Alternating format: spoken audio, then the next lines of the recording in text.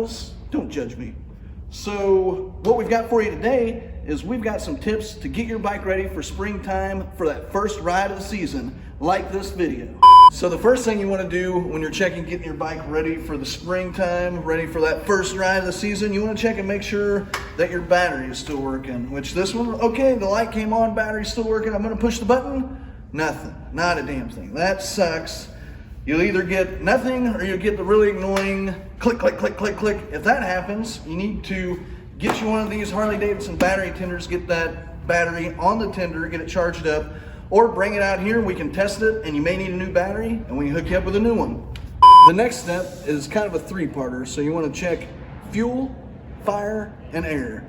So to check your fuel, hopefully, when you put it up for the winter time, you use some Harley-Davidson fuel stabilizer, like this stuff here. If you did not, then your fuel is probably junk and is bad. So you want to drain your tank of any bad fuel that you have, and then just replace it with fresh fuel.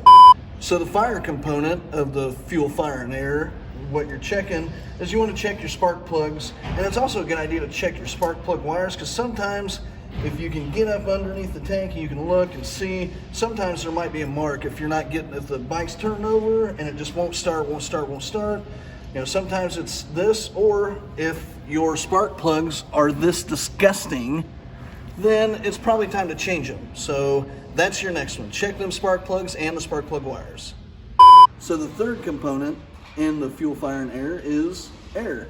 So it's always a good idea to check, before you put it away, check your air filter to see, or, you know, come springtime, you can check it. And if it looks like this, like it's been breathing nasty California smog, then you probably want to change it, because you want that good old country air like we have here in Missouri.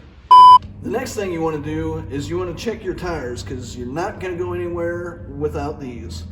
So you want to check your tires, you want to check your tread depth, you also want to check to see if there's any weather cracking or irregular wear, and then you also want to check to make sure that you have the proper amount of air pressure in those tires. So just get your little gauge, go out, check them out before you get on that thing to ride. The next thing you want to do is kind of walk around the motorcycle. We know we got power, fuel, everything's ready to go, bike starts.